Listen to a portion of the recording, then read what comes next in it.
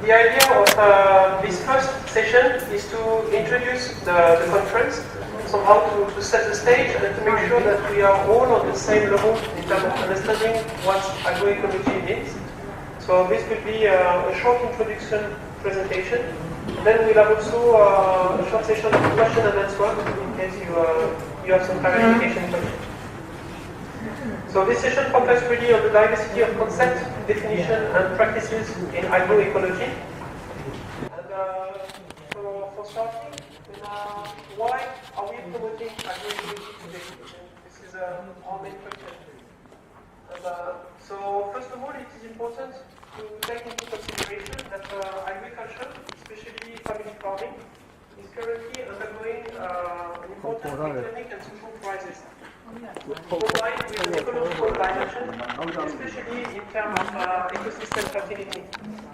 And this is mostly due to the disappearance of former system of fertility management, such as the long fallow in the slash and burn system, and this is true all over the world, but especially in Southeast Asia. It is also due to the fact that new systems put in place are not able any longer to sustainably improve per hectare yield. Lastly, we also have to integrate the fact that you have a huge migration of impoverished farming population in fragile ecosystem.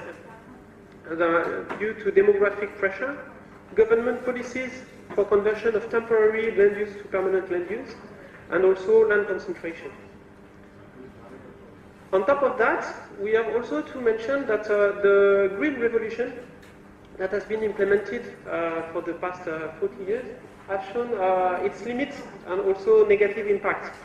And yield and productivity gain, especially in controlled environments and good agroclimatic conditions, have reached their limits.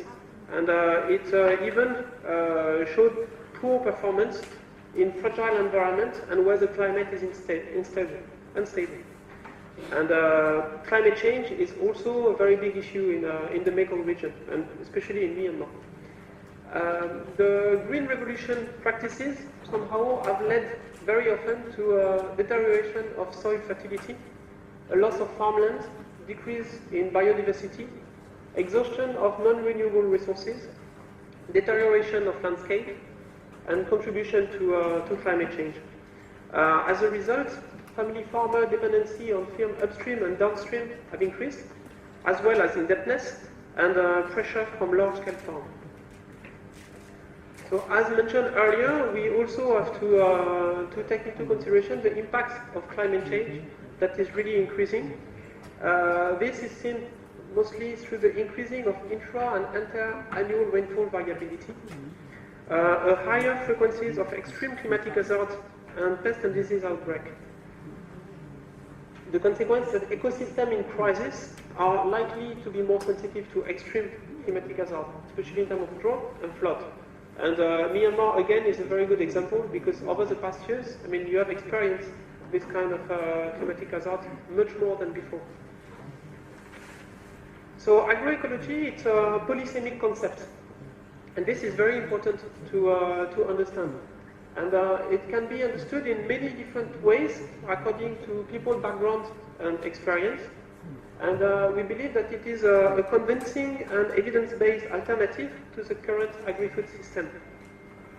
So to put it in a nutshell, we consider that agroecology can lead to producing diversified and high-quality food, reproducing or even improving the ecosystem fertility, limit the use of non-renewable resources, avoid contaminating the environment and people, and lastly, contribute to the fight against global warming. But what we, I think, all knew is that agroecology actually is not a new concept. It's something quite old. In fact, farming systems and practices have been developed by farmers in their different contexts based on empirical learning processes and knowledge transfer from generation to generation.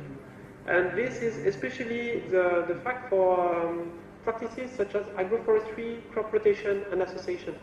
That is not new at all. I mean, this has been practiced for a very long time. As a result, it is important to use local indigenous knowledge in order to design alternative agriculture practices. But although it is not new, it is also very modern somehow. And the modernity of agroecology is mostly because it has been put again on the agenda in reaction to societal and environmental problems generated by the expansion of conventional agriculture. The modern agroecology builds on both traditional and empirical knowledge and scientific research for a better understanding and use of ecological processes operating in the farming system. As such, it provides innovative concepts and approaches capable of tackling issues related to food security or food sovereignty, as well as mitigating or adapting to climate change. So, agroecology is also a set of principles, and many teams of researchers have been working on defining what agroecology consists in. And I will present mostly three sets of research work. The first one, historical principle, has been mostly published by Altieri and his team starting from the early 2000s. And they highlight 5 main principles, mainly enhancing the recycling of the biomass, which is very important, securing favorable soil conditions for the plant growth, minimizing losses due to flow of solar radiation, air and water, the importance of species and genetic diversification of the agroecosystem in time and space, and last but not least, promoting key ecological processes and services. To complete this, actually, Gliesman and his team have worked on an extra principle, mostly highlighting that it is important to reconnect the two most important of the food system, part of the food system, the consumers and the producers, through the development of alternative food network. And on the foundation created by sustainable farm-scale agro-ecosystem and sustainable food relationship, it aims at building a new global food system based on resilience, participation, localness, fairness and justice.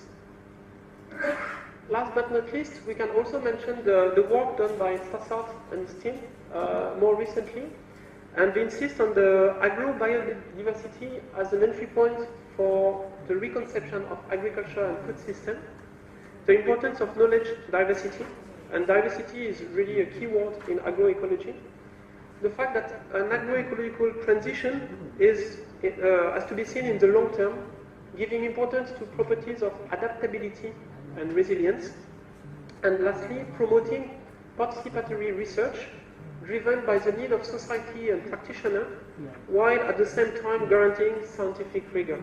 This last point is very important because it really insists on the combination of research and practices. So to put it in a nutshell, we can see that agroecology has 3 dimensions somehow. I mean, it's a scientific discipline, a set of practices, and a social movement. So now, in order to give a little bit more content to this concept, we are going to introduce briefly the main practices in agroecology that can be found in the Mekong region. So these practices have been identified through a study that we have conducted in the Mekong region from Yunnan in China all the way down to Vietnam, ahead of our current project. And the objective of this large study was to better understand regional and national agroecological dynamic and initiative, their strengths and weakness, and also what are the issues at stake in order to support their large-scale dissemination. So during this study, we have identified 6 sets of practices that are the most commonly found across the Southeast Asia. Namely agroforestry, that I mentioned earlier, and it is very ancient, system of rights intensification, organic agriculture, integrated farming, which combine aquaculture, vegetable growing, and small husbandry, conservation agriculture, and integrated pest management.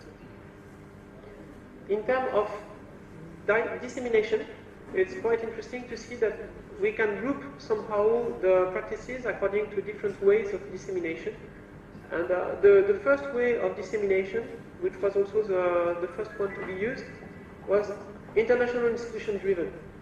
I mean, for the IPM, SRI, conservation agriculture, and agroforestry, the main support for disseminating these practices were international institutions, respectively FAO, Cornell University, CIRAD, and ICRAF.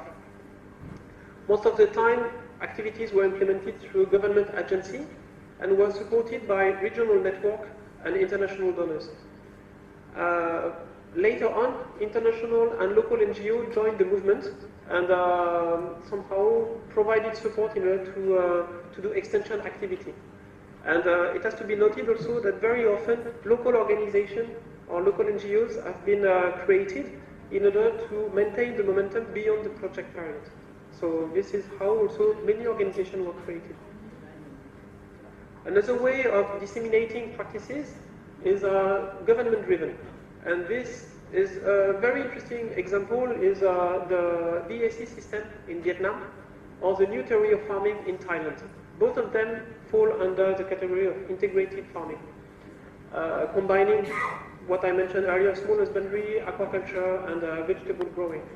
And in this case, it was national level initiative or policies translated into large movements. Last but not least, the grassroots level or civil society organization-driven dissemination process. And this concerned first the organic movement. In this case, I mean, farmers and local activists have been organized and linking to other groups in order to support the activity and to gain recognition.